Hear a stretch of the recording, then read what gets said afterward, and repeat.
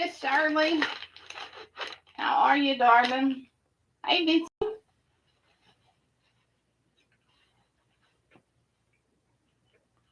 I just got my curtain in.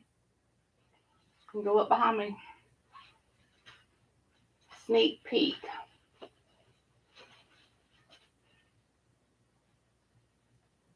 It's gonna look good back here, ain't it? Just Sawyer and I will put that up this weekend.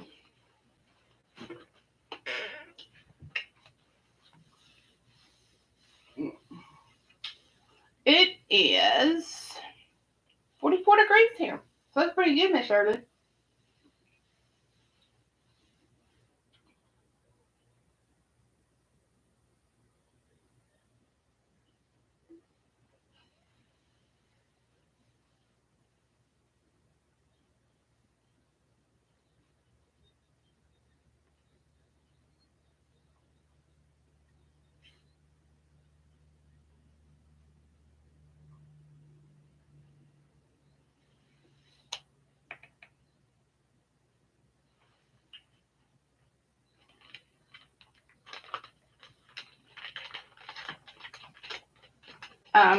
Tomorrow morning is supposed to be like 20 degrees here. And then Saturday morning, the wind chill factor is supposed to be like 5. So, my bleach spot on my booby. Yeah, it's kind of ugly around here.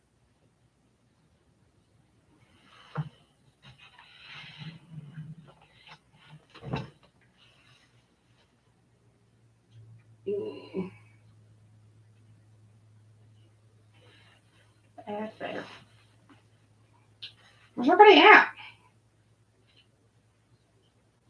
Hey, Ori.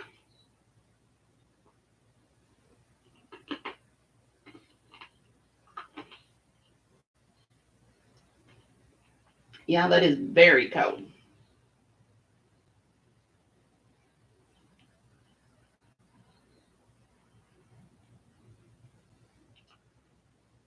Okay, if you are within the sound of my voice and you can't get on, and you're using your phone, tap on the video and it'll give you the chat.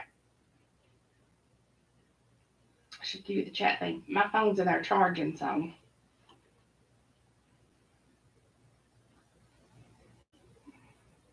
All right, another minute or so, and I'm going to start reading. I'm going to wait too late because this is.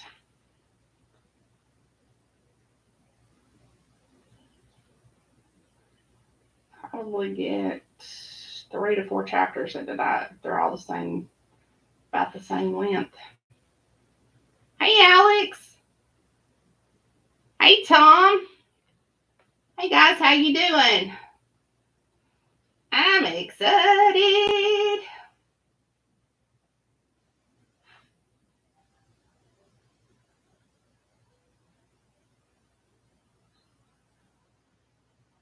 It's gonna be good.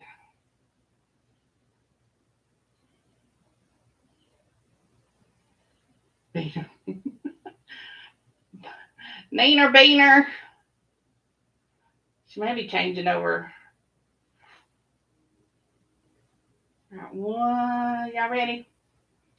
Somebody better holler at Karen. She done forgot in the past 5 minutes, so. All right, chapter 1, Joe. Get ready, girls. It's gonna be some man voices tonight. Alex and Tom, if you guys aren't familiar with my men voices, then get ready because the girls just melt over them. I don't know. Sounds kind of creepy to me, but you know. All right. Chapter 1, Joe. Do we really have to do this, Claire? Joe finished the dregs of his coffee and turned to look at his fiancée, eyebrows raised. They were due to get married in July, and Claire had decided she wanted a special dance, so they were going to a studio in town to learn one. Why they couldn't just do the usual shuffle, he didn't know. But Claire wanted it to be, you think you have 2 left feet, but this will be really good. Sib is supposed to be a fantastic teacher. Uh-oh, y'all get ready. Olivia is in the house. Lord help us mercy. Everybody nail down everybody block the men. Olivia's on the warpath. Truth be told, oh, wait a minute.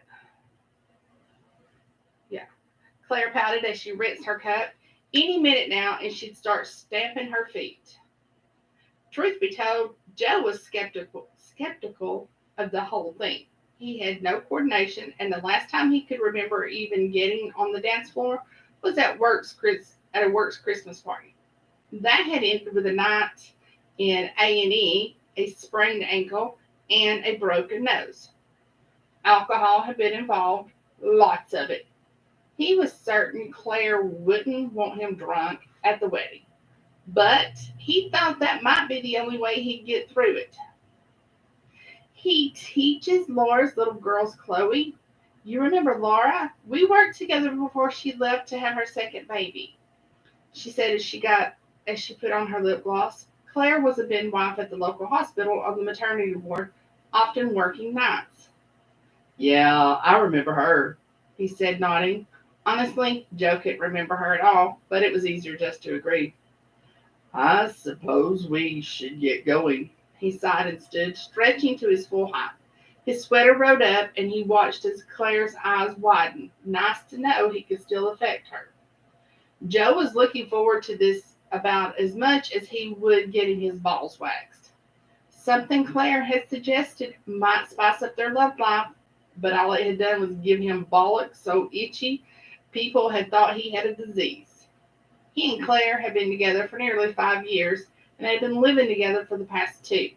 He had proposed 3 months ago at the end of January, and Claire had decided she wanted a summer wedding. It was now the end of April, and wedding preparations were well underway.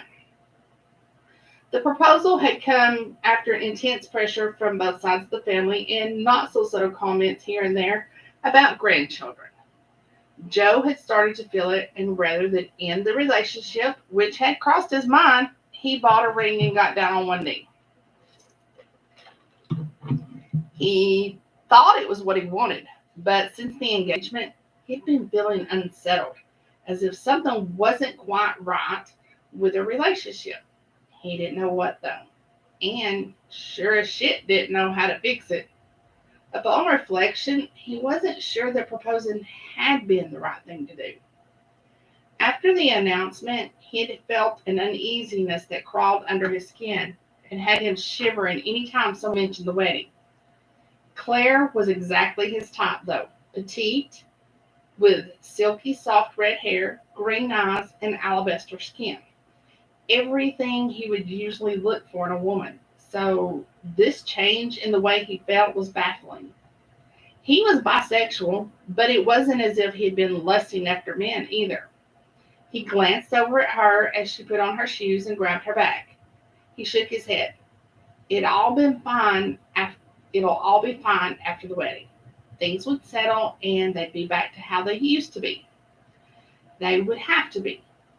Joe kept telling himself this, praying it would sink in. Come on, babe, time to strut our stuff. She winked as he looked at her. How could she not know how he was feeling? He felt sure it was written all over his face.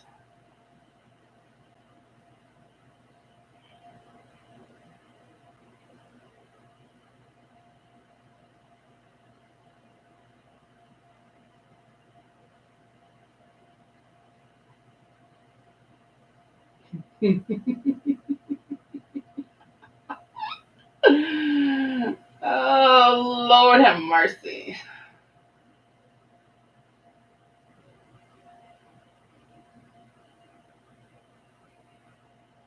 Olivia, we don't get offended by you. You just entertain us, honey. You just do your thing. Hey, bitch!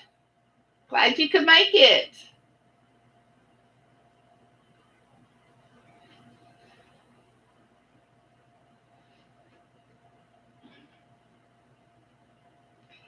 She continued without missing a beat. Can we take your car though? You can drop me off at the hospital when we're done, and I can get a lift home in the morning. I don't know why all the babies are born on my night shift. It's killing me. Yeah, no problem. Let's go. We wouldn't want to be late, he said sarcastically. We wouldn't want to be late, he said sarcastically. He put his mug in the dishwasher and grabbed his keys from the hook by the door. Here goes nothing, he thought. They left the house, a beautiful detached rural property that Joe had bought a year or so before he'd asked Claire to move in with him. It had a circular driveway, manicured lawns on either side. A gardener came in once a fortnight to tend them, and the red tulips in the flower beds put on a magnificent show this time of year. His pride and joy, though, was his sleek black Telsa Model S. Joe rubbed it a smear on the door, making sure it was still sparkling in the sunshine. He smiled unconsciously and looked up to see Claire looking at him, squinting in the April sun. I'm sure you love that car more than me, she said with a snort. Come on, open up. It's fucking cold today. She rubbed her hands together and blew into them to warm them up. He unlocked the car and they got in. Joe input the postcode for the dance studio into his GPS.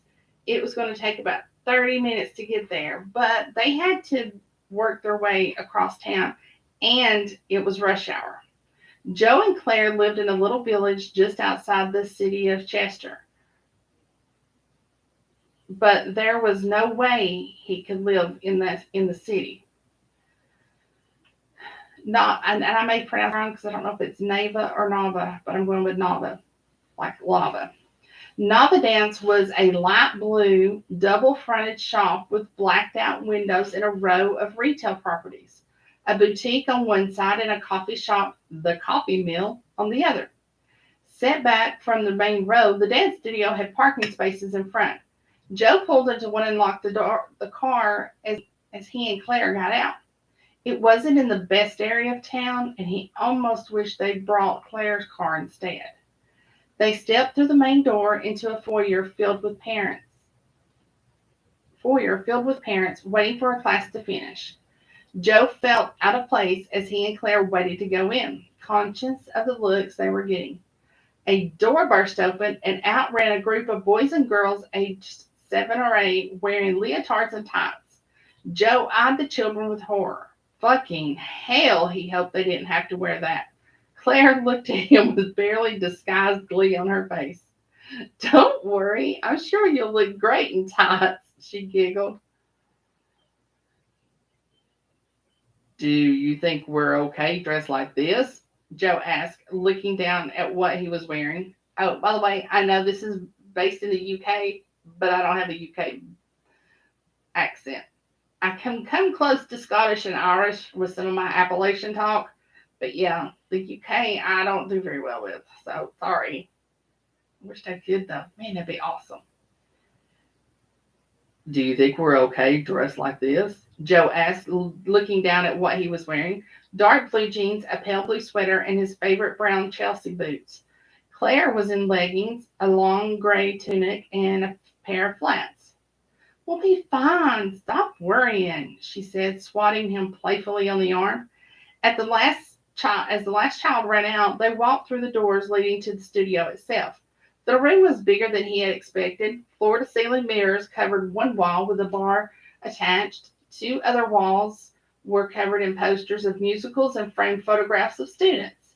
The other wall had a bank of frosted windows. A man, presumably Seb, stood next to the window as he scrolled on a phone. He looked up at the intrusion and smiled, a brilliant, dazzling smile. Joe's heart stuttered. Stunning didn't even cover it.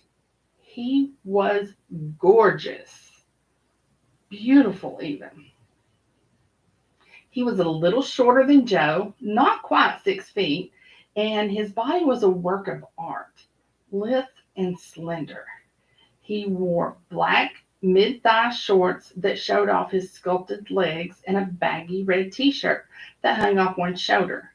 His elegant feet were bare, and as he stooped to pick up a pair of black dance shoes, Joe didn't think he'd even seen anyone quite like him before. To say he was shocked at his reaction to this man would be an understatement. Hi, I'm Claire and this is Joe, Claire said.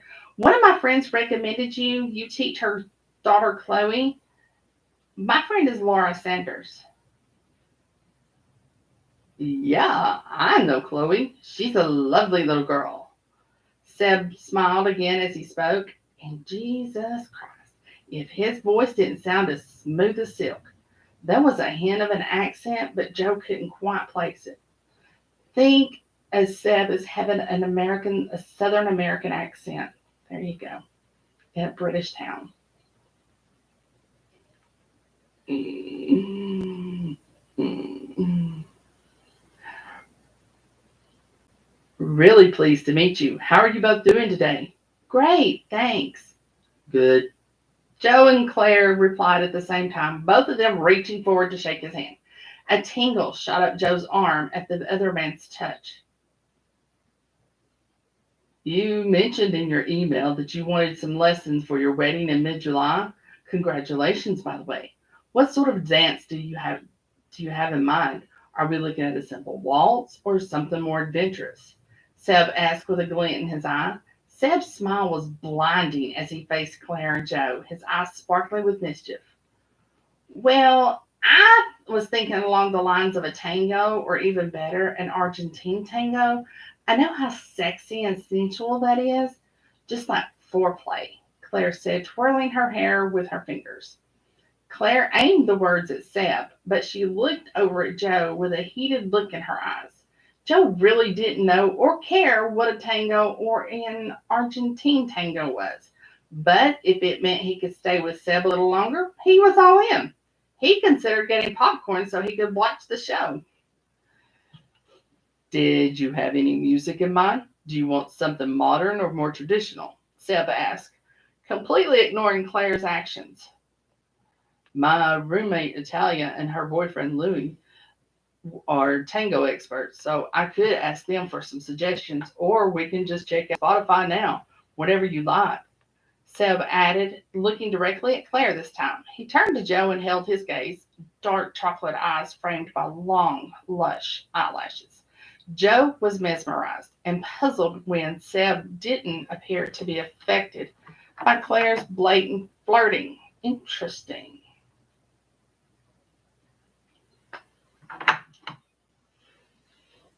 Joe was also completely out of his depth, but happy to sit back and listen as Claire and Seb sorted through some music. His fiance bobbed her head in time to the songs, asking Seb's opinion. Joe was simply happy to sit and study him in more detail. Dark, wavy hair and smooth olive skin, just a hint of scruff, born from a day of not shaving. His long fingers swept over the screen, and when he laughed at something Claire had said, Joe twitched in his pants, discreetly adjusting himself to avoid embarrassment. What the hell was going on? It had been a while since he'd had this strong of a reaction to a man. But what a man. Eventually, they decided on a more traditional piece. What do you think, Joe? She asked, looking over at him. Do you like it? Yeah, sounds great. But he hadn't even heard a single note. His eyes had been trained on Seb the whole time. Okay, so now we've got the music sorted. We can look at doing just a quick lesson. Do you have any dance experience at all? Seb asked as he looked between them both. Joe snorted in response, remembering the Christmas party, and Claire just glared at him. No, she said. I did some dancing when I was in school, but Joe's experience could be written on a postage stamp with space to spare. He's a bit of a novice. Yeah, you might have a point there, Joe replied, looking down at his feet. He reluctantly stood, and for the next half an hour, Seb worked on some basic steps with them, making small corrections to their hold, a step here and there. He smiled when they did something right, but frowned a little when they missed a step. His brow furrowed, and he bit his lip in concentration. Joe thought it was downright sexy. As the session came to an end, Seb clapped enthusiastically. Well done, guys. That was really good for the first lesson. Are you okay with the same day and time next week? I think that'll be okay, don't you? Claire said, looking at Joe questioningly. Should be, he said. I can come here straight from work if it's no problem for me. Oh, can I have both of your mobile numbers too? Asked Seb as he got his phone out again. Just in case I have to cancel or there are any changes to the time. They exchanged numbers and shook hands again as they said their goodbyes, leaving Seb alone in the studio. Joe was tempted to take one last look at Seb, but stopped himself. It was a temptation he shouldn't give in to right now. Wow, how hot was he? Claire asked as they got in the car. I know you appreciate a good looking man too, and he was stunning, don't you think? She turned in her seat to look at him as he drove. Joe shrugged. He was okay, I suppose. He tried to appear unaffected. Claire wouldn't be happy with his answer if she knew what he really thought about Seb. His attraction to their dance instructor was unexpected, but not unwelcome. Not so much a by awakening as a reawakening. Thankfully, she didn't mention Seb again, but chatted about the lesson and how it had gone. He kissed her cheek as he dropped her at work and then drove home. He decided that some research into tangos was in order and set up his laptop. He grabbed himself a glass of wine and proceeded to watch some videos. He had 12 weeks to prove himself, and he was going to need every damn one.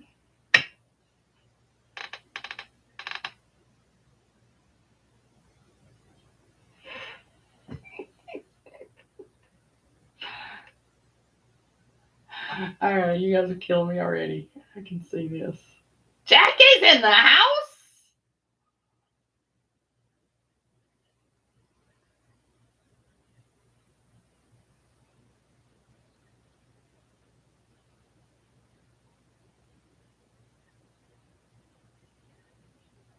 Tom ain't saying hi to you again. I already said hi, Tom.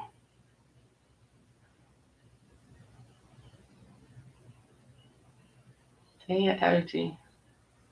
Peppermint, Olivia. It's just chapstick. Peppermint, I got it at Christmas time. My lips and my mouth have been really dry lately. Ooh, Tom likes Seb. Ooh. I'm so proud of you, Jackie.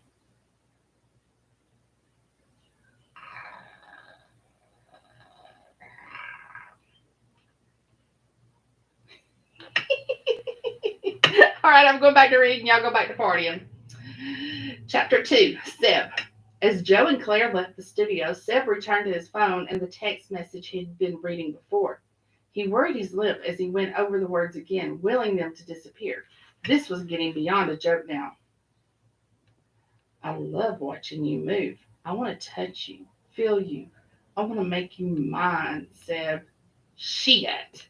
He had absolutely no idea who'd sent this message, and it wasn't the first time he'd received one either. He'd found a few notes under the wipers on his car as well. At first, they seemed harmless, and they'd gotten progressively more worrying.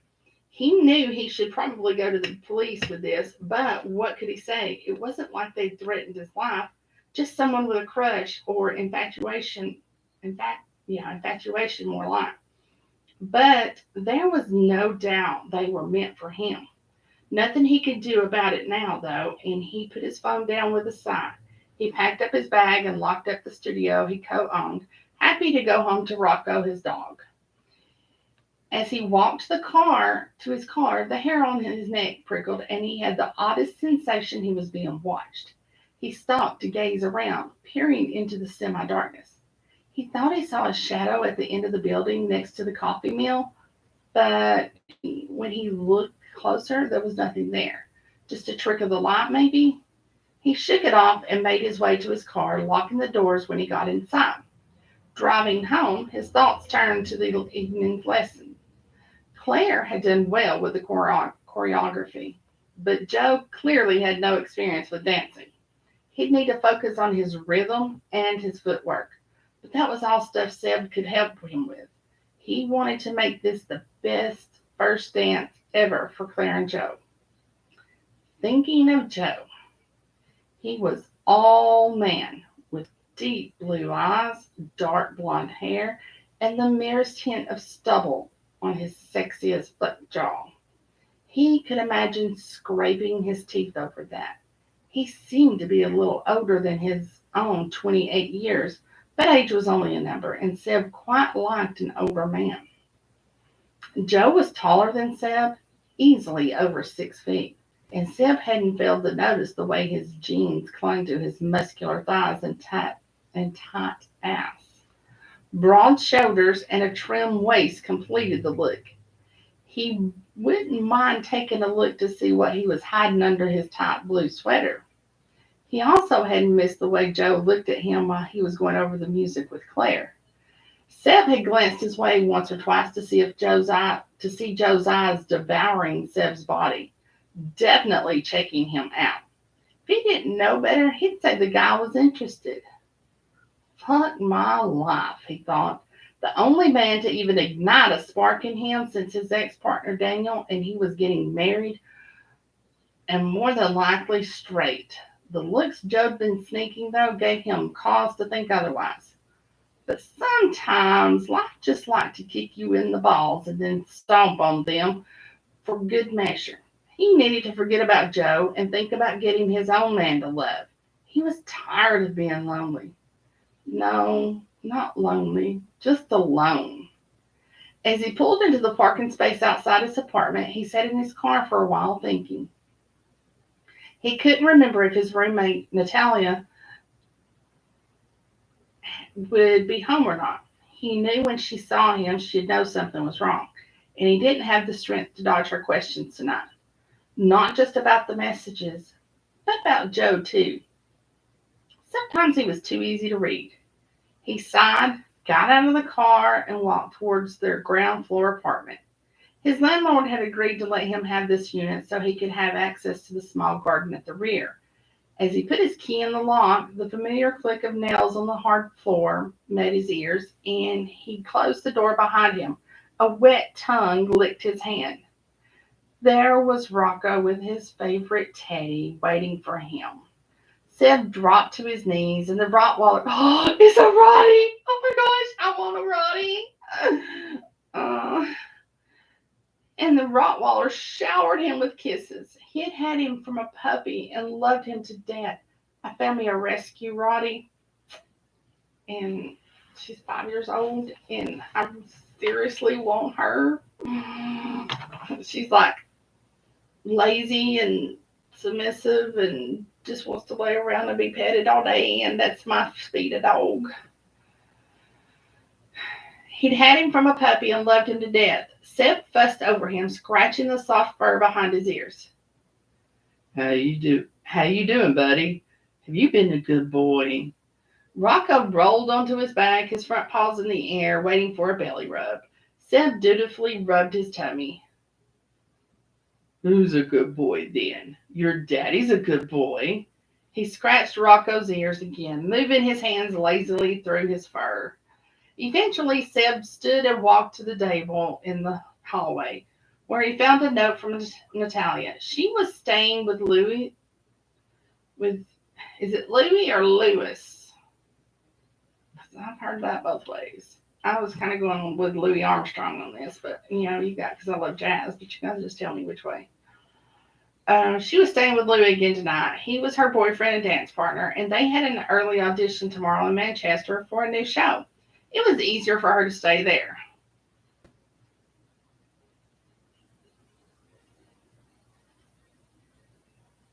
Louis Armstrong. Okay, thank you, sir.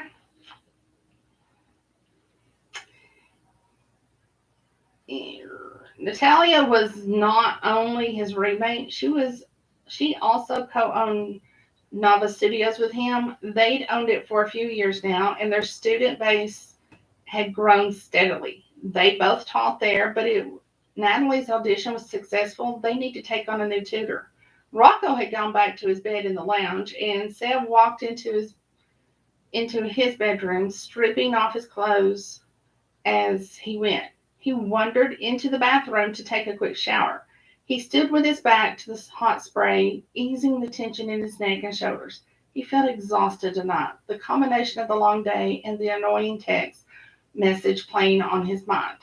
As he washed the sweat off of the day away, his hand moved down to his cock and lingered there.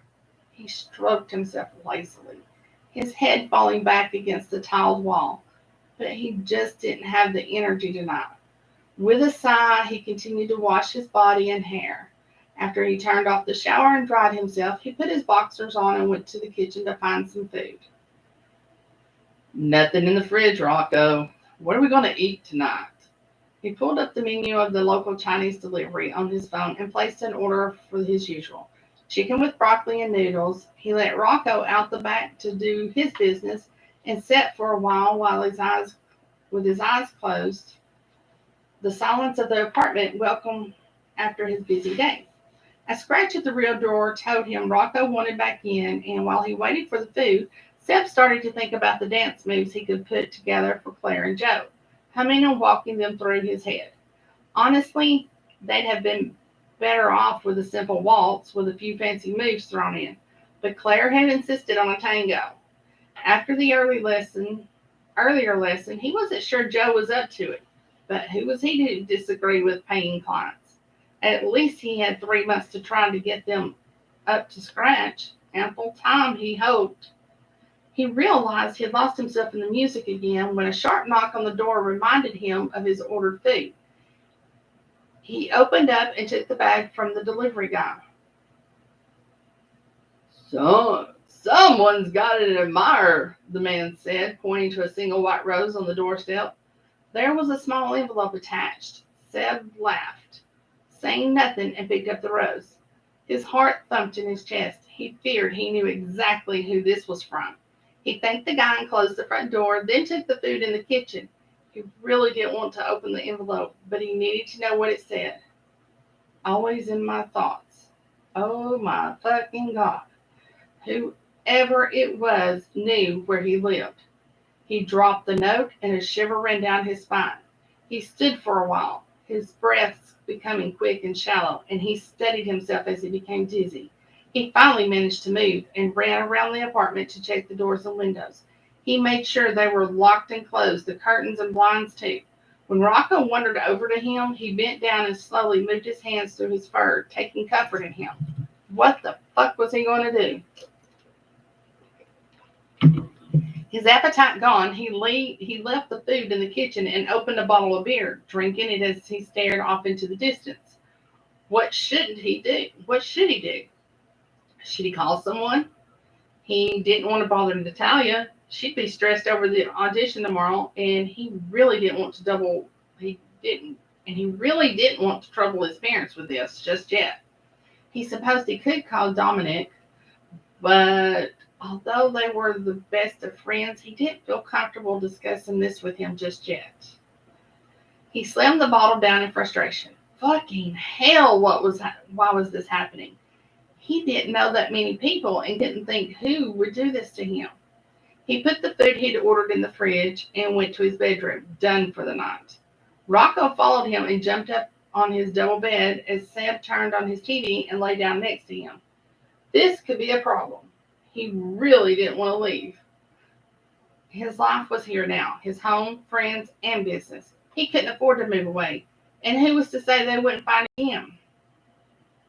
I don't know what to do about this, Rocco, he said, stroking the dog gently. Should I go to the police? Is it bad enough for that yet? He rolled over onto his back and looked up at the ceiling. Let's sleep on it, and maybe I'll speak to Natalia about it tomorrow. See what she thinks. He pulled the covers over himself and tried to sleep, but it just wouldn't come. All his thoughts from the day constantly ran through his head. He tossed and turned until he couldn't take it anymore.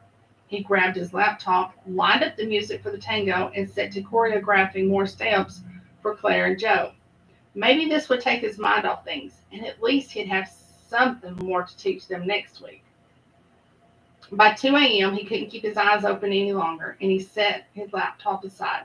He closed his eyes and prayed for sleep, but when it eventually came, the events of the evening crept into his dreams. Not just the notes and messages, but Joe, too. He dreamed it was their wedding, and they were both in black tuxes.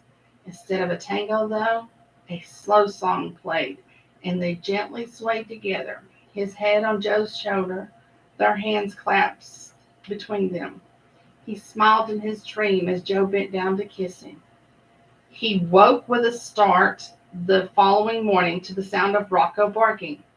After a night of restless sleep, he felt no better that morning. He got up and made his way to the kitchen, needing his morning coffee. He stepped out of his room and noticed a large brown envelope on the mat by the front door. It just had his name on the front in an unfamiliar scrawl.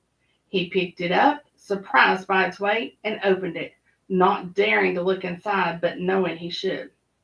A slew of photos fell out, and he dropped to the floor, surrounded by the offending pictures. They were all of him, every single one. Pictures of him at the studio, the park, the coffee mill. Him laughing with Dom and Hayden, teaching, walking the dog.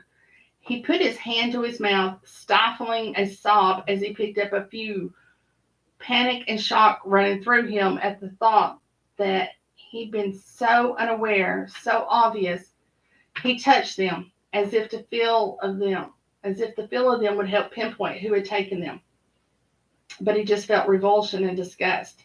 Knowing he probably shouldn't touch them anymore, he stuffed them back into the envelope and put it all on the whole table, backing away from it. This had gone far enough beyond notes or infatuation. The realization hit him with a shudder, and he felt sick to his stomach. He folded his arms around himself. This was a matter for the police.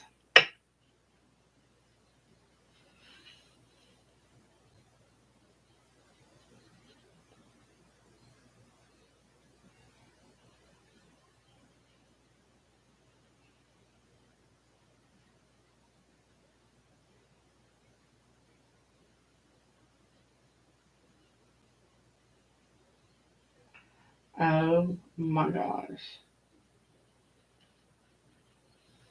You guys are killing me. All right, chapter 3. I'll have just enough time. Joe sat at his desk. Oh, this is Joe's point of view. Joe sat at his desk, the spreadsheet in front of him making no sense whatsoever. He'd been staring at it for hours to no avail. He simply couldn't concentrate. Joe had been working at Atkins and Partners. Oh, I didn't know I had a partner. For about 12 years now. He'd started as an assistant accountant and over the years had made his way to senior partner. He wouldn't usually be involved with the day to day work on an account, but today he'd been asked to take a look at this one. It was for a big client, and something just wasn't adding up, literally. Since meeting with Seb on Tuesday evening, he'd had trouble focusing. His mind constantly drifted to the sexy dance instructor. Ugh, what was wrong with him? He was getting married in less than 3 months and had no business looking at another person. Being bisexual, attraction to a man was not new to him, but it had been a while since he'd felt like this about one. He was startled from his thoughts by the voice of his assistant Hazel.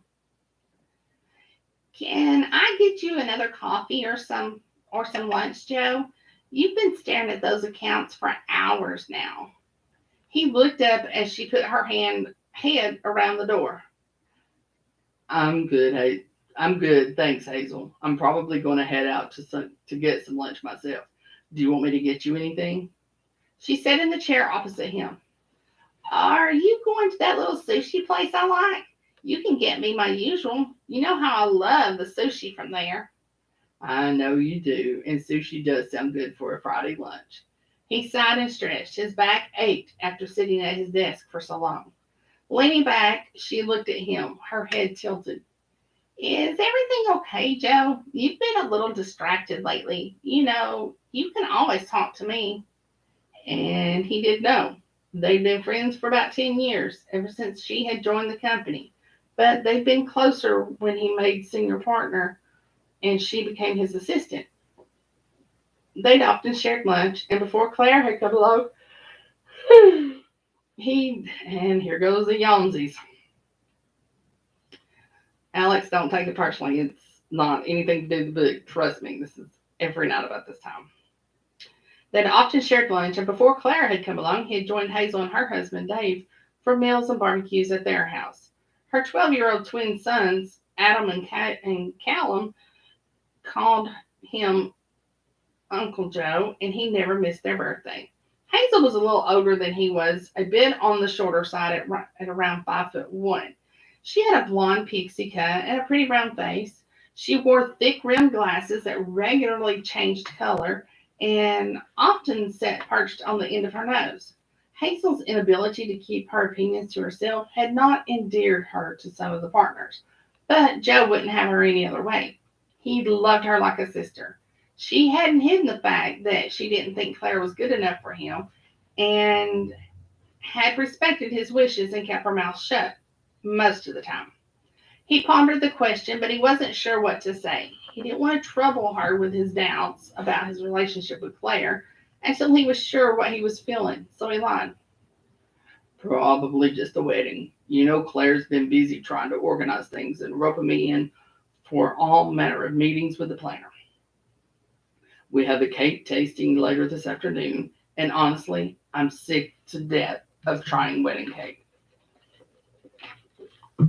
Don't even get me started on suit fittings. Joe rubbed his face in frustration. We should have eloped. It would have been easier and a darn sight cheaper. You can't blame a girl for wanting a big wedding. You've been together a while now, and she probably thought it was never going to happen. You certainly took your time proposing. From anyone else, he would have taken offense at that, but because it was Hazel, let her off. For that comment, you can get your own damn lunch and mine while you're out, he quipped with a smile. No, your turn. It's Friday. She got up and walked out of the office. Chop, chop, I'm starving. She called out over her shoulder. Joe shook his head. Bloody woman, he thought. What would he do without her? He was still going over the accounts when a text came through on his phone. It was from Seb. His stomach fluttered, wondering what he wanted. I need to change the time of Tuesday's lesson to 6:30 if that's okay with you guys. And can I ask you to wear some suitable footwear? Any problems, let me know, Seb. Joe admitted to being a little disappointed that was all he had to say. Although what he was expecting, he didn't know. Honestly, he was being fucking ridiculous and needed to get his head out of his ass. He sat down in his chair and looked out of the window. His office on the first floor giving him an excellent view of the cathedral. He looked a bit closer, and there in the row of shops opposite was a dance shop. Well, who knew? Decision made, he called out to Hazel and told her he was going for lunch now. He made his way over to the shop and got himself some suitable footwear. The thought he had done something that would please Seb made him stupidly happy.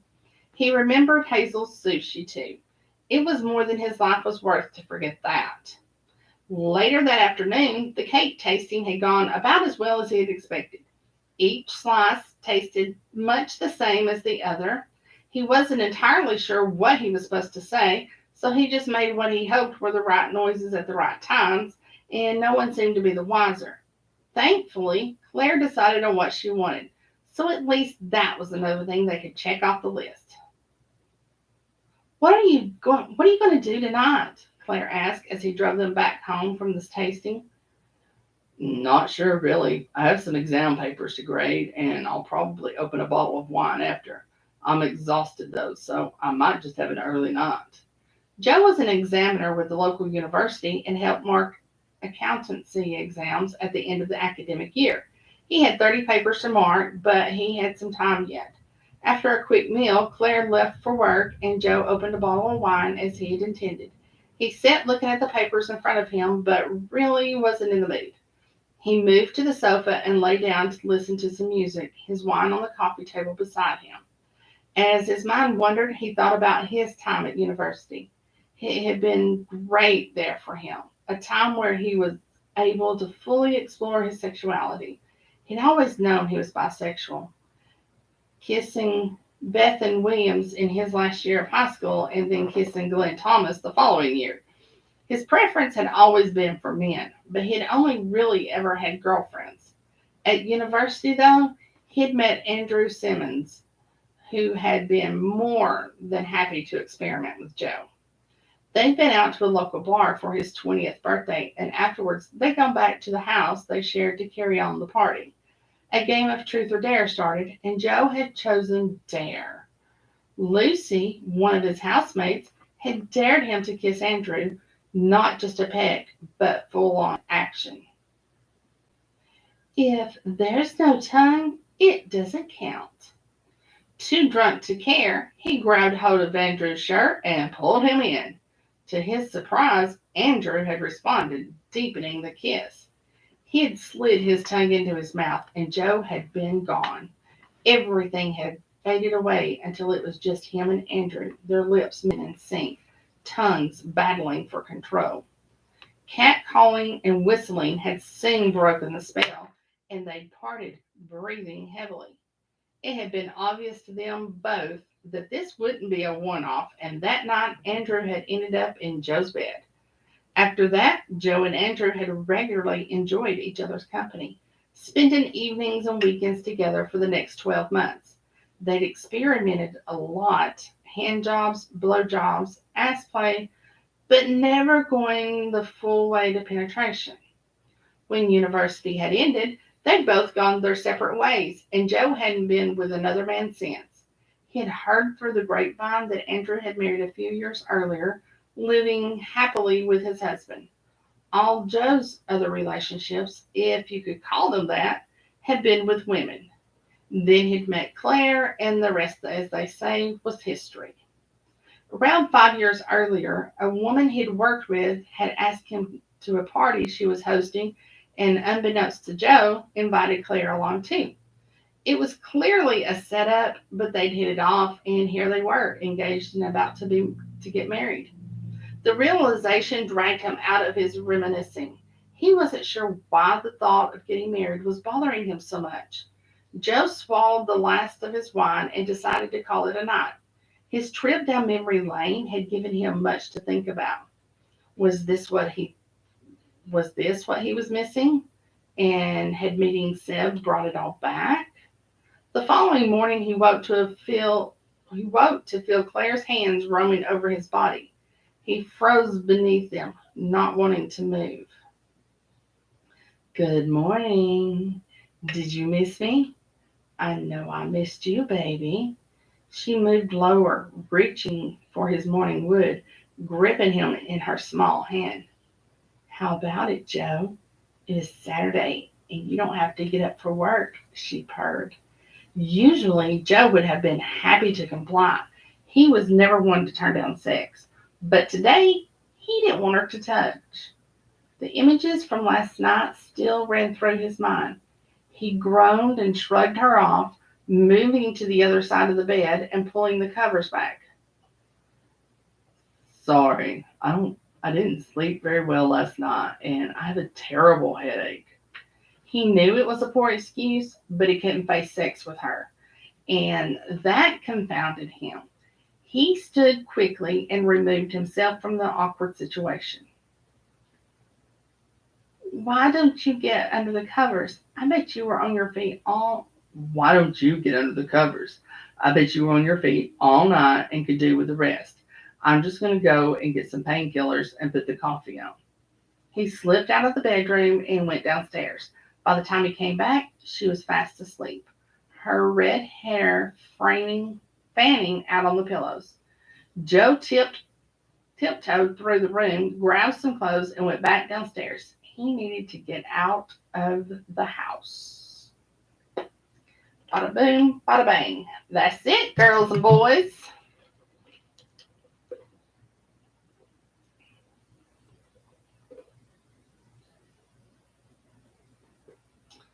Lord have my mercy.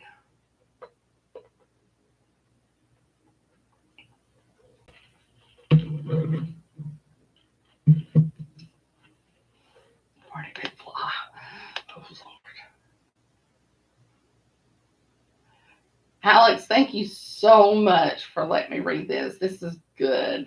This is really good, and I can't wait to read the rest of the series.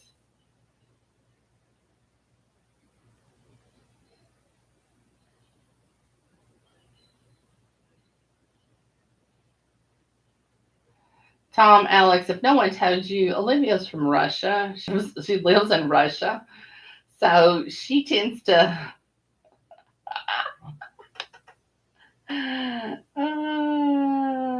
You're more than welcome, Tom.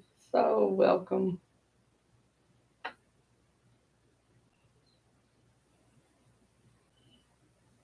Oh no! Weird and Query. It'll be up here shortly. I'm so sorry you missed it.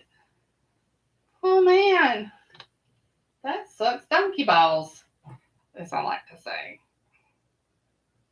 Alrighty, boys and girls. Depending on what part of the world you live in, try to stay. Thank you, Alex. I appreciate that. Try to stay warm this weekend. I know down here in South Georgia, it's going to be cold all weekend. So I'm going to have my 4-year-old nephew, and we're just going to stay in here and play and watch movies and play with Play Doh and dinosaurs and whatever else he decides he wants to do. And then, Maury, Nana Beaner, just hush. You ain't getting no more. And then, so you guys just stay warm, okay? That's all I want you to do. Stay warm and read or write, depending on which side of the coin you're on right now. Read or write, but make sure you do one or the other this weekend, okay? All right. I love you guys. Stay warm, stay safe, and happy reading.